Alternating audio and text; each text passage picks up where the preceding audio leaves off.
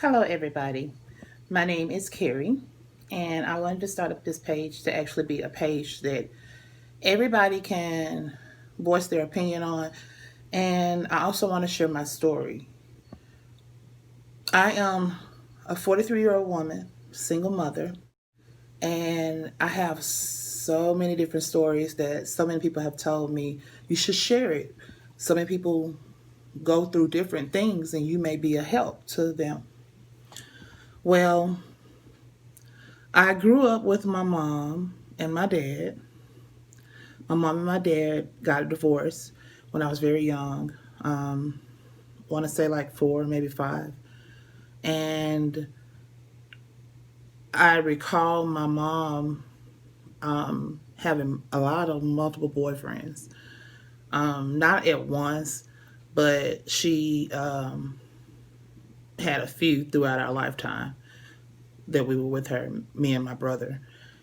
Um, she was a wonderful, amazing mother, and God rest her soul. But I feel she was trustworthy with a lot of her men or her male associates with when it came to the care of us, me and my brother. One of her friends, I'm actually not going to say any names, but he thought it would be okay to play a game with me that was not a game that I had ever played or knew about. And naively and innocently, I went along with this game, and I fearfully believed that when he told me after this game, the so called game was over, that he would kill my mom or my brother if I told anybody. My mom eventually broke up with that gentleman, and she got with another gentleman. He was your local, I guess, dope boy, or local bad boy, whatever you would call him. But he was kind of fun. He would come around with gifts and try to buy our happiness, and try to buy our affection. I didn't think much of him. He was very, very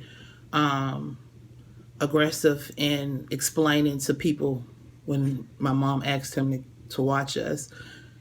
He was always aggressively explaining, "Oh my God, look at her." Or he was just always oohing over me. "Oh my God, she's so beautiful." And "Oh my God, she's just a pretty little girl." And I just took it as, "Oh, okay, he's giving me a compliment." Well, time went on, and my mom continued to leave us with him.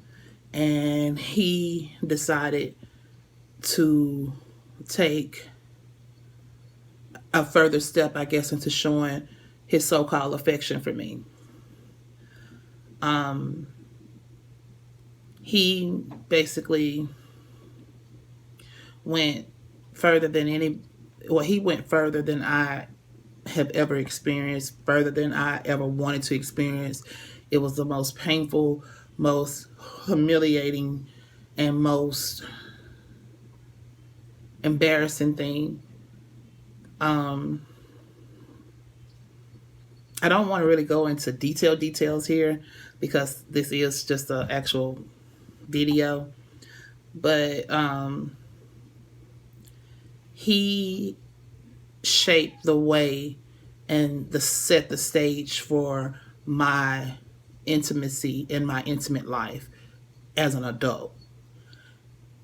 He made this a very seldom thing after he actually took it to that level. And he never said anything to scare me. And why I never said anything personally behind it, I still to this day don't know.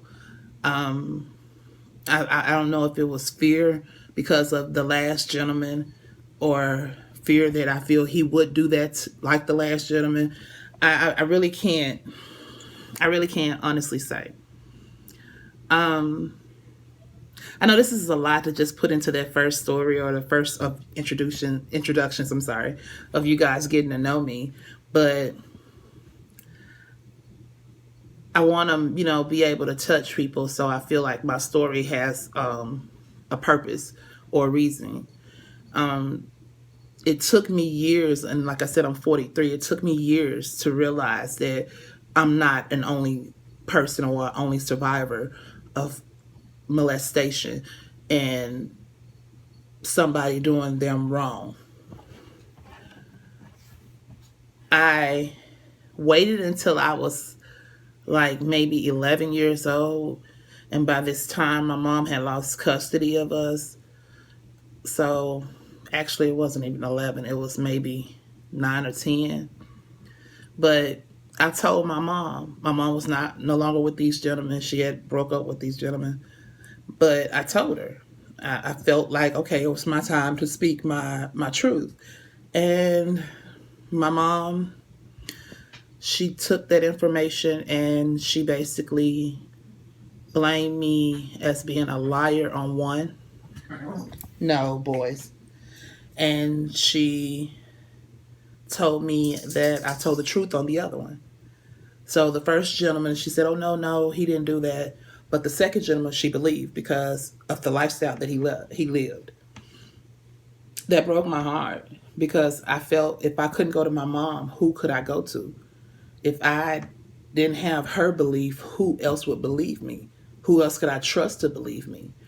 So my mom, she basically called this gentleman on the phone, and she actually asked him face to face, did you do this to my daughter?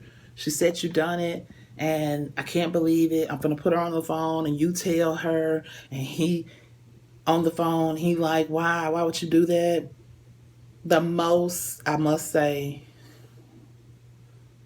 horrifying thing, but it was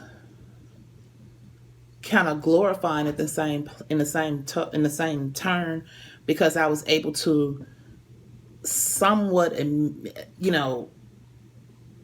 come actively involved with a person who had hurt me and stand up to them and say, yes, you did this to me, and I don't understand why you felt the need to do this to me. Well, we actually ended the conversation, and my dad said, hey, look, I'm not going to let you guys go back up there anymore with your mom or spend any more time with your mom unsupervised, is how he put it.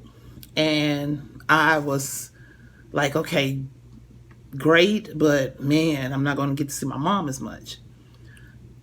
Well, I thought my dad was actually, really on my side, but it turns out no.